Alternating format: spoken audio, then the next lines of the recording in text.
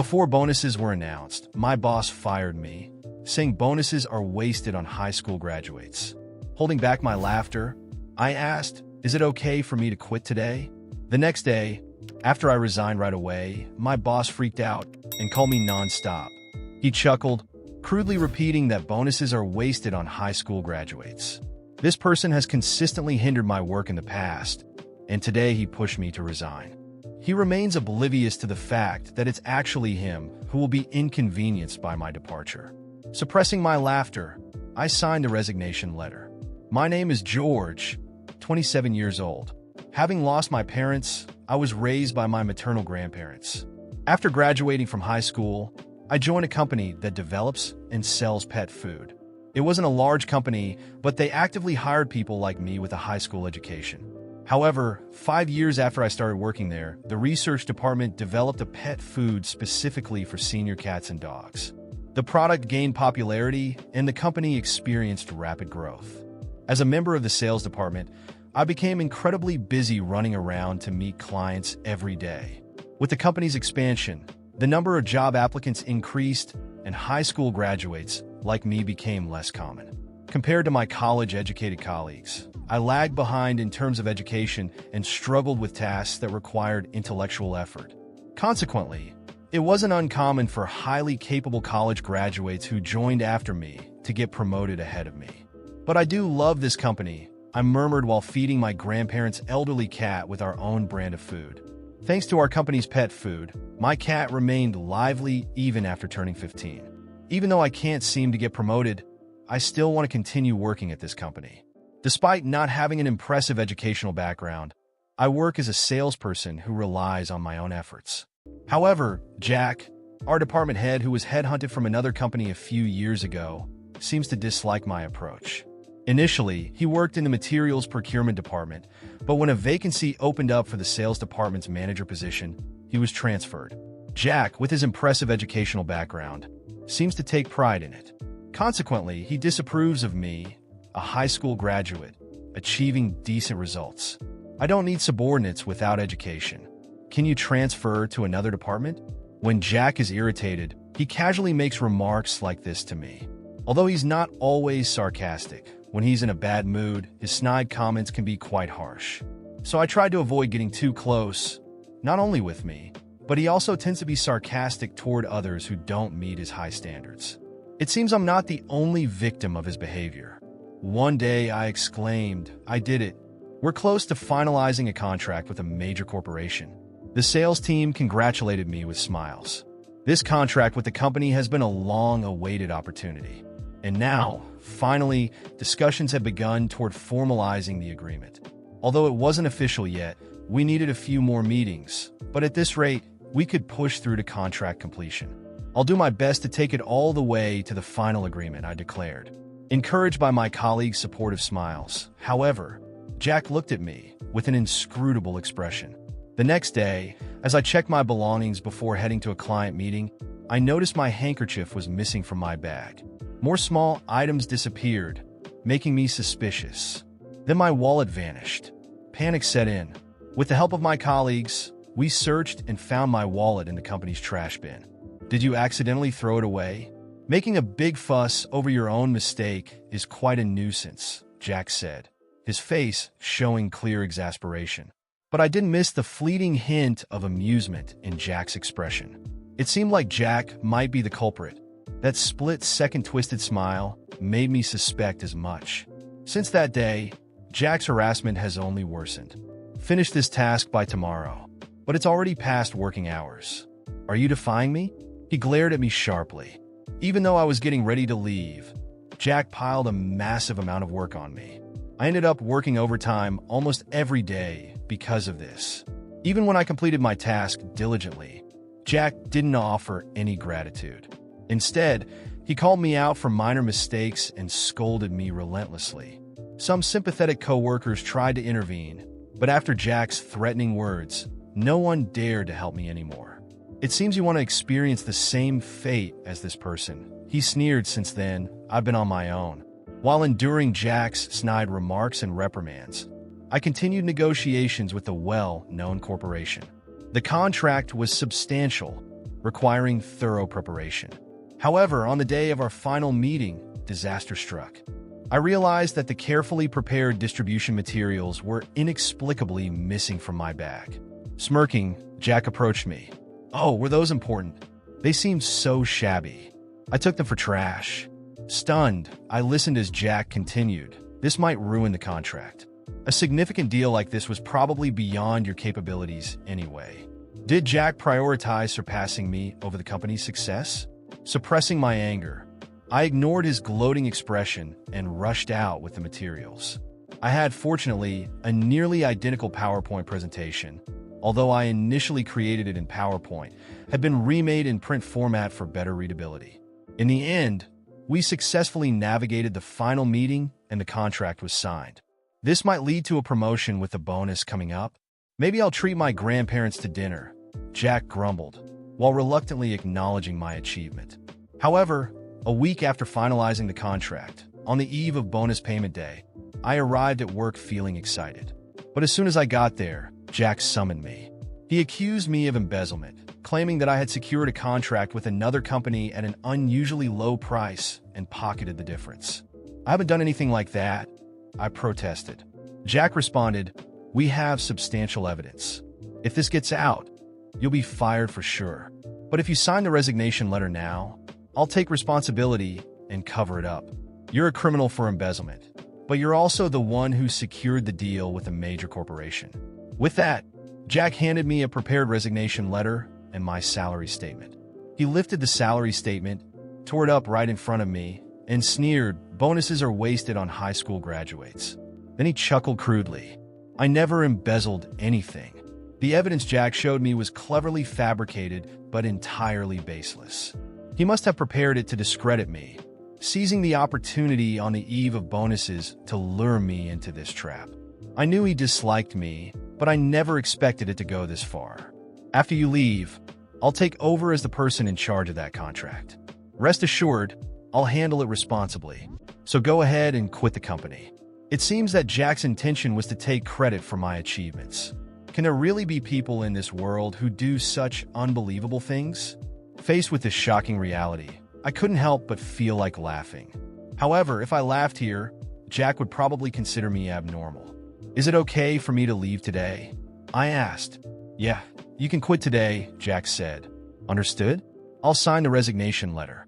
Seeing me trembling as I tried to hold back my laughter, Jack misunderstood my agitation as frustration. With a cheerful demeanor, he offered me his pen. "You can borrow my pen." I returned to my desk, signed the resignation letter, and quickly packed my belongings. While other employees looked surprised, I didn't respond to their expressions. As I left the sales department with my packed belongings, Jack saw me off with a lecturer's grin.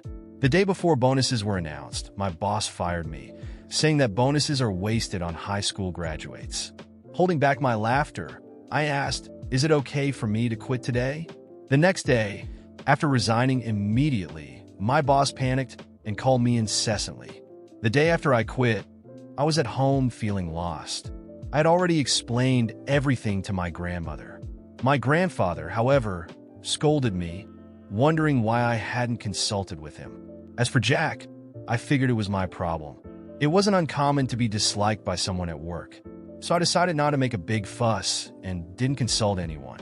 Neither my co-workers nor my family. When I left that office, I felt a mix of relief and anger. I had spent years working hard, giving my best to contribute to a place I genuinely cared about. And there I was, a mere high school graduate, dismissed with disdain just before bonuses were handed out, treated like trash. As much as I didn't want to admit it, it hurt. It was as if my worth boiled down to a diploma I didn't have. The next day, as I tried to clear my mind, my phone started ringing. I ignored the first call. Then came 4, 5, 6 more calls, all from the office, all from Jack. Just seeing his name flash on my screen made my blood boil. I knew exactly why he was calling. I'd left behind a string of clients, ongoing contracts, negotiations that were nearing their close.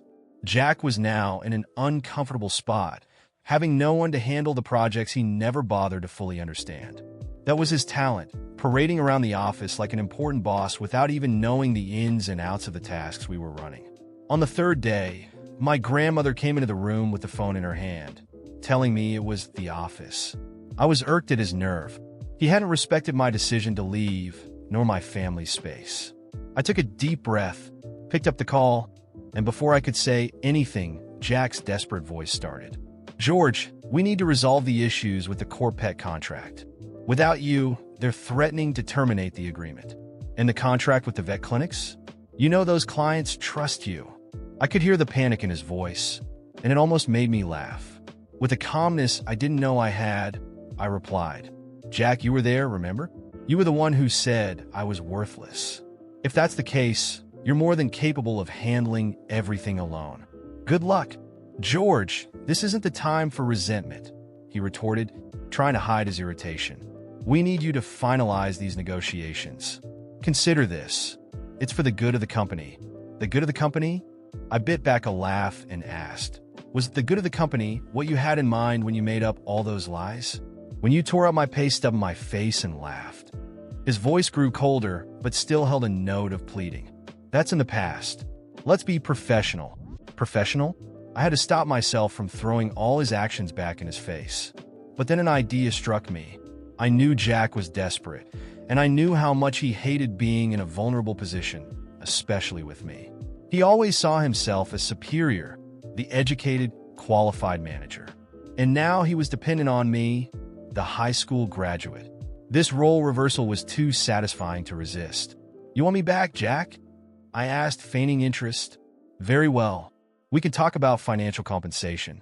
I think it's fair, given the stress and damage you've caused me." There was silence on the other end. He knew I was serious, and he also knew the company would probably agree, as long as he bore the cost of this compensation. I knew he didn't care about the company and that all this was happening because he wanted to maintain his image and stay in control. Finally, he responded, "All right, George, come to the office tomorrow, and we'll talk." I went because I knew he owed me more than just a conversation. I arrived with the same grin he had worn when he humiliated me and sat calmly in the meeting room. He started with a ridiculous proposal, talking about reduced bonuses and even hinting that I shouldn't expect much because of my limited education. Oh, how I wanted to explode, but I kept my cool. "Jack, your offer is a joke. And you know it.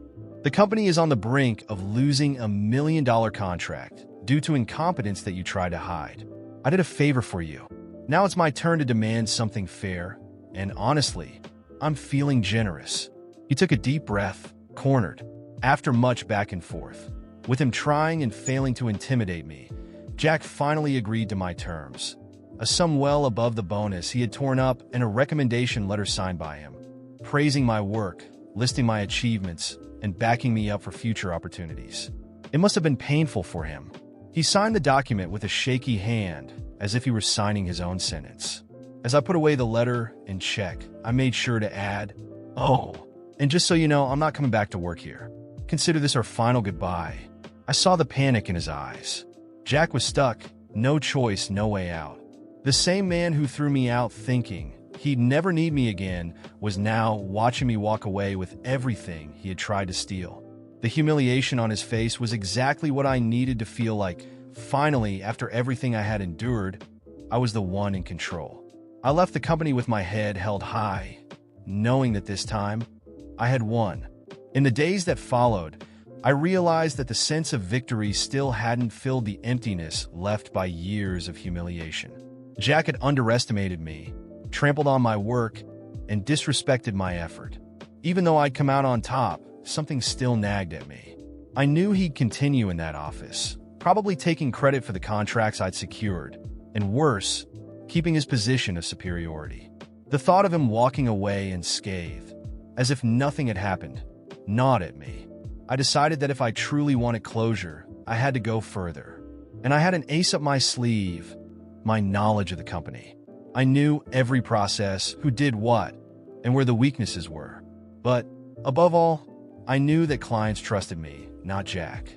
He was an empty shell of a manager, someone who never truly engaged with projects, while I had built real relationships with each client I served.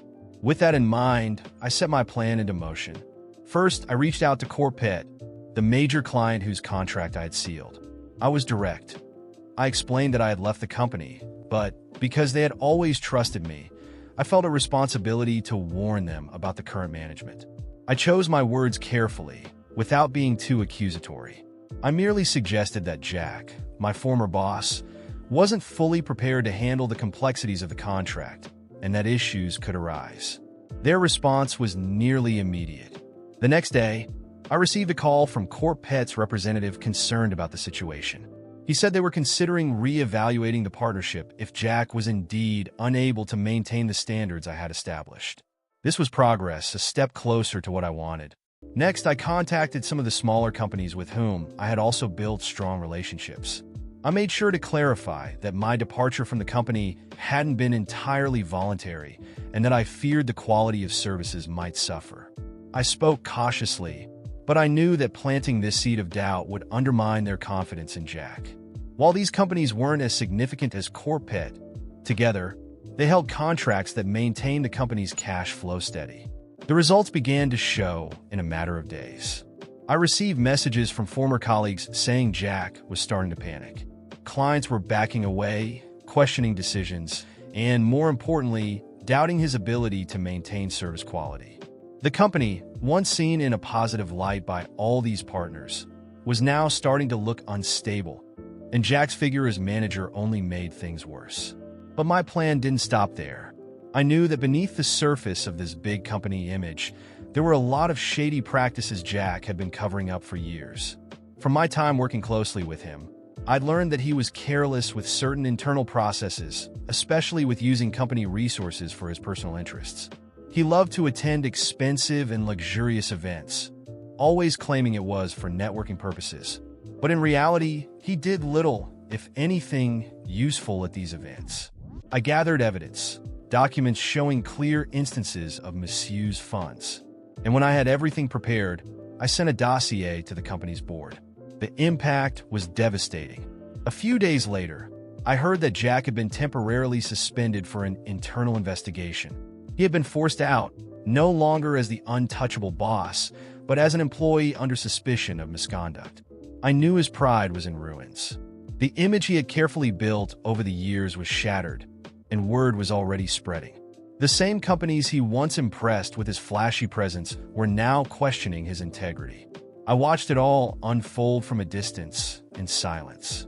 Each new piece of information about Jack's downfall brought me a relief I didn't even know I needed. It wasn't just about revenge, but about justice finally being served. A few weeks later, I received an unexpected offer. Corpet, aware of my departure and of the role I'd played in securing the contract, offered me a position on their own sales team. They appreciated my professionalism and were confident I could replicate the same results with them. Accepting this offer felt like confirmation that, despite the years of disrespect and underestimation, my value was recognized. I accepted the position with a sense of fulfillment I never thought I'd feel. On my first day at Corpet, as I walked through the halls of the new office, I ran into a former colleague who happened to be visiting. He told me that Jack had been permanently fired. With the mounting evidence and clients distancing themselves, the board had no choice but to let him go. He left the company with no support, no bright future ahead, and, ironically, he'd now have to look for new jobs labeled as incompetent and dishonest. I looked at my colleague and just smiled.